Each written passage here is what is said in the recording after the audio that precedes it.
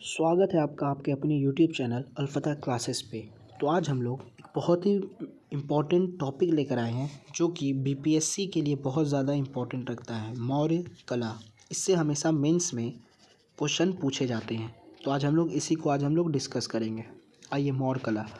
मौर्य कला को सबसे पहले 3 भाग में इसको बांटा गया है। पहला भूमिका, दूसरा विस्तार और तीसरा समीक्षा एवं निष्कर्ष।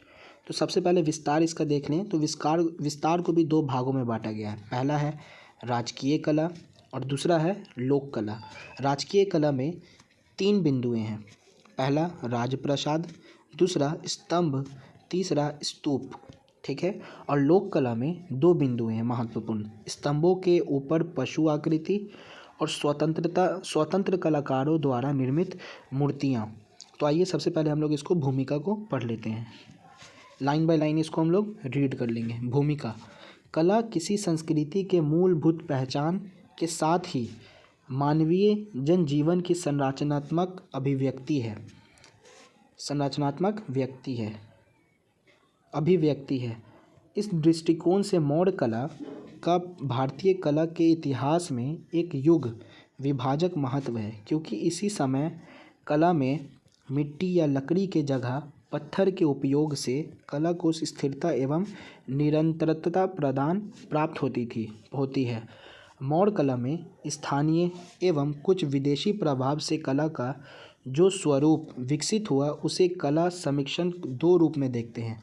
कौन सा 2 रूप है? पहला जो दिया हुआ है वो राजकीय कला और दूसरा लोक कला। तो आइए राजकीय कला को पढ़ते हैं। राजकीय कला: कला का वह स्वरूप जो राजकीय प्रश्रय में विकसित हुआ वो क्या कहलाता है? राजकीय कला। लोक कला: कला का वह स्वरूप जो स्वतंत्र कलाकारों द्वारा विकसित हुआ। स्वतंत्र कलाकारों द्वारा जो विकसित हुआ उसको क्या बोलते हैं हम लोग? लोक कला बोलते हैं। लोक कला। मौर्य कला के विभिन्न विशेषताओं को निम्नलिखित संदर्भों में देखा जा सकता है। इसकी विशेषता, 2 विशेषता है इसकी। एक क्या है? पहला स्थापत्य कला जिसको बोलते हैं और दूसरा मूर्ति कला। स्थापत्य कला में क्या आता है? मुख्यतः राजकीय कला का स्वरूप, राजप्रसाद, स्तंभ, स्तूप, गुहा, विहार। गुहा मतलब यहाँ पर केव है। स्तंभों के ऊपर पशु आकृति, ये मूर्ति कला में आता है। और स्वतंत्र कलाकारों द्वारा निर्मित मूर्तियाँ। राजप्रसाद की पहाड़िया का जो राजप्रसाद का जो महल है उसके बारे में हम लोग देखते हैं। अब स्थिति, विभिन्न उल्लेख, संरचनात्मक विशेषताएं। तो अब स्थिति क्या है? बिहार की राजधानी पटना के कुम्हार में, मतलब कुम्हार के पास जो एक जगह है वहाँ पर ये अवस्थित थी। विभिन्न उल्लेख: एरियन यानी कि यूनानी यात्री। चंद्रगुप्त मौर्य के राजप्रसाद की भव्यता का मुकाबला सूसा एवं एकबतना स्थित राजप्रसाद भी नहीं कर सकती हैं। फाहियान चीनी यात्री ने क्या बोला? गुप्त वंशीय शासक चंद्रगुप्त द्वितीय के समय भारत आया, राजप्रसाद को देवताओं द्वारा निर्मित बताया। मतलब ये इतनी अच्छी तरीके से बना हुआ है कि फाहियान ने बोला कि जो राजप्रसाद जो बना हुआ है वो देवताओं द्वारा बनाया गया है। पतंजलि महाभाष्य के रचयिता, पतंजलि ने क्या कहा? उन्होंने भी मौर्य राजप्रसाद की प्रशंसा की है। मतलब उन्होंने भी क्या किया? इसकी तारीफ की है। संरचनात्मक विशेषताएं ये हैं। और ये सभा भवन, राजप्रसाद के भीतर बने कई विशाल कुओं में से एक 80 स्तंभों वाला सभा भवन विशेष रूप से उल्लेखनीय है। ये सभा भवन दिखाया जा रहा है। इसकी छत एवं फर्श लकड़ी की बनी हुई है। इसका जो छत वगैरह बना हुआ है वो किस चीज़ का है? लकड़ी का। पाटलिपुत्रा नगर के बारे में पढ़ लेते हैं। उल्लेख: मेगास्थनीज यूनानी राजदूत था एक।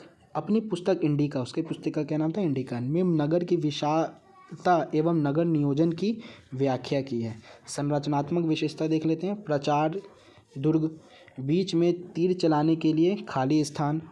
प्रचार के चारों ओर 60 फीट गहरी एवं 600 फीट चौड़ी खाई थी।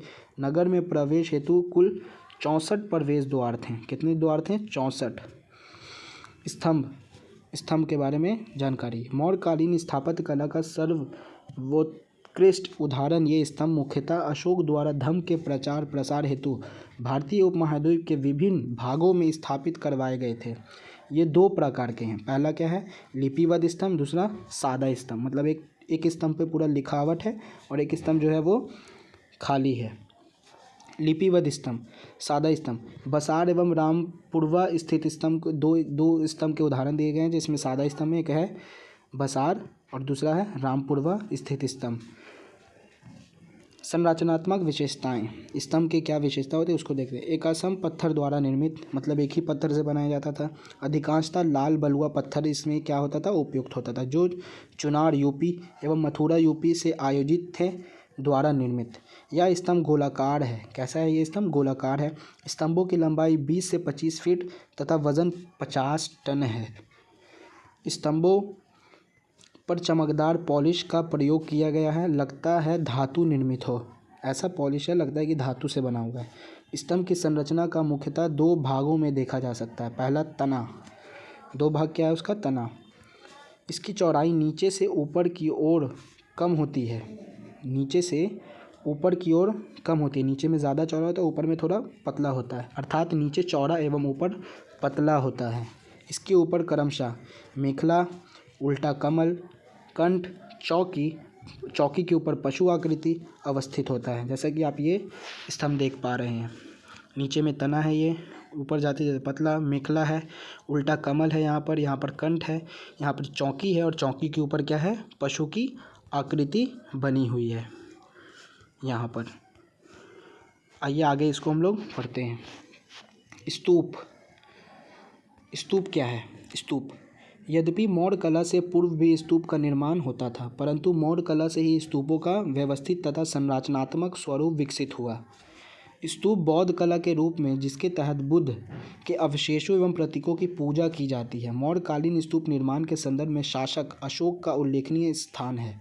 बौद्ध ग्रंथ के अनुसार मगध सम्राट अशोक ने 84,000 स्तूप, मौर्य सम्राट जो था अशोक, सम्राट अशोक, उसने कितना स्तूप बनाया? 84,000 स्तूप बनवाए। परंतु यह वर्णन अतिवशक्तपूर्ण प्रतीत होता है। मौर्यकालीन स्तूपों में सांची, बरहुत व राजगिरी के स्तूप उल्लेखनीय हैं, जिसमें सांची स्तूप को यूनेस्को के विश्व विरासत सूची में शामिल किया गया है, जो इसकी महत्ता एवं उत्कृष्टता का प्रमाण है। आइए स्तूप का संरचना देखते हैं कि स्तूप बनता कैसे। सबसे ऊपर क्या होता है? छत्र होता है। क्या होता है? छत्र। फिर होता है वो जो छत्र रहता है, वो इसको यष्टि बोलते हैं। ये हर्मिका है। ये जो गोलाकार आकृति है इसको अंड बोलते हैं।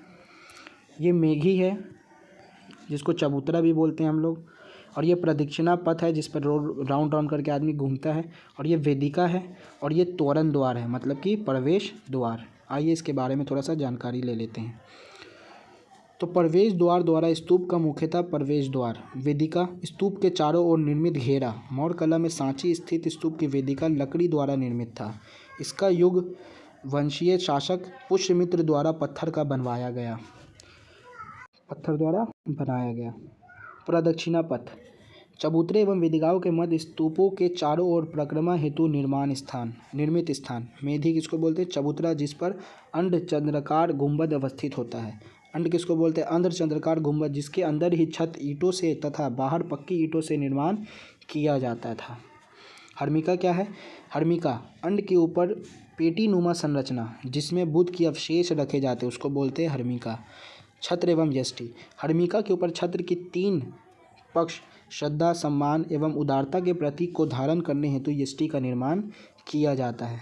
विहार, अवस्थित एवं उदाहरण संरचनात्मक विशेषता। विहार, मौर्य स्थापत्य कला के अंतर्गत बौद्ध भिक्षुओं के निवास के लिए चट्टानों को काटकर गुहा विहार का निर्माण करवाया गया। मतलब विहार मतलब होता है जहाँ बौद्ध भिक्षु लोग अपना निवास करते थे। मुख्य अवस्थिति, गया बिहार। प्रमुख गुहा विहार, बराबर पहाड़ी स्थित गुहा विहार।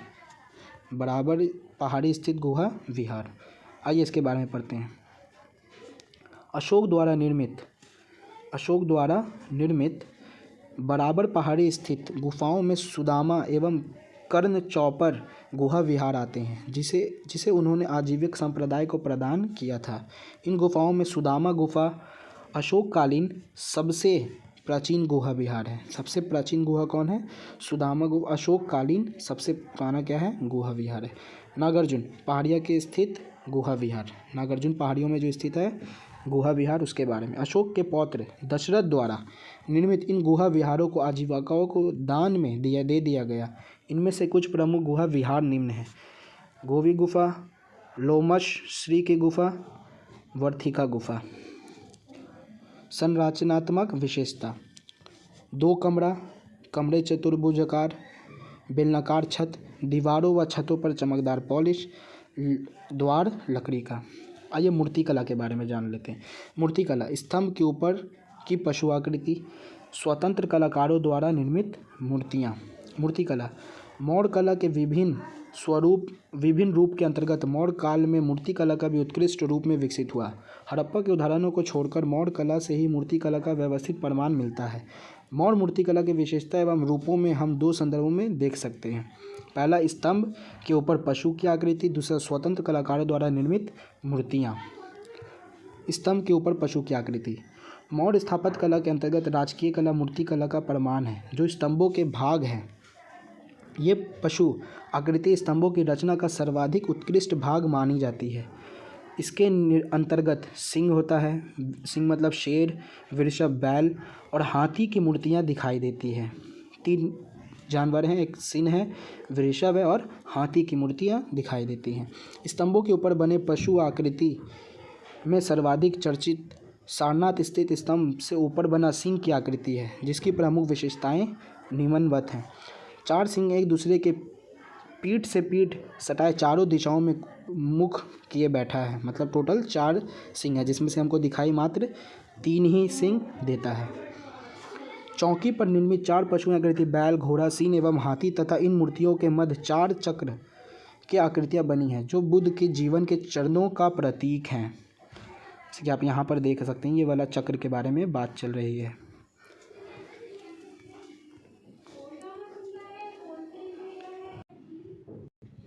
चक्र में 24 तीलियां बनी हैं। 24 तीलियां बने इस चक्र को भारतीय राष्ट्र ध्वज के माध्यम से स्थान प्राप्त है। यह चक्र बुद्ध के धर्म चक्र प्रवर्तन का घोतक है।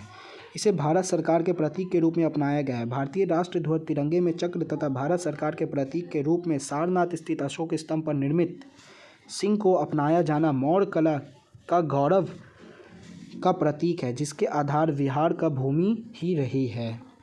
अन्य उदाहरण: राजकीय विहार अवस्थित पशु आकृति। मुख्य तथ्य क्या है उसका? लौरिया नंदनगढ़ में सिंह है, सबसे सुंदर मूर्ति मौर्य स्तंभ। लौरिया अरेराज वृषभ बैल, रामपुर व वृषभ, बसार सिंह प्राचीनतम एवं सादा मौर्य स्तंभ है। ये उत्तर प्रदेश में सनकीसा है, जो कि सिंह है, पशु की आकृति उसमें। इस प्रकार हम देखते हैं कि मौर्य कला के अंतर्गत विभिन्न स्तंभों पर के ऊपर पशु आकृति विभिन्न रूपों से तथा इसके आगे मूर्ति कला का विषय वस्तु का योगदान मिला। स्वतंत्र कलाकारों द्वारा निर्मित मूर्तियाँ: यह लोक कला का स्वरूप है, जिसके माध्यम से भारतीय जनजीवन के विभिन्न पशुओं का अंकन होता है। मौर्य मूर्तिकला के तहत स्वतंत्र कलाकारों द्वारा निर्मित मूर्तियों का उल्लेखनीय स्थान है। इन मूर्तियों में यक्षिणी की मूर्ति का विशेष चर्चा मिलती है, जो एक प्रकार से लोक जीवन के प्रचलित प्रतीकों के सूचक एवं लोक धर्म के आधार है। यह मानता है कि इनकी मूर्तियों से आगे चलकर देवी देवताओं की मूर्तियों का निर्माण की परंपरा का विकास हुआ। चमकदार पॉलिश एवं जीवंत अभिव्यक्ति यक्ष दक्षिणी की मूर्तियाँ का महत्वपूर्ण विशेषता है। भारत में विभिन्न भागों से प्राप्त यक्ष दक्षिणी की मूर्तियाँ का विवरण निम्नवत है।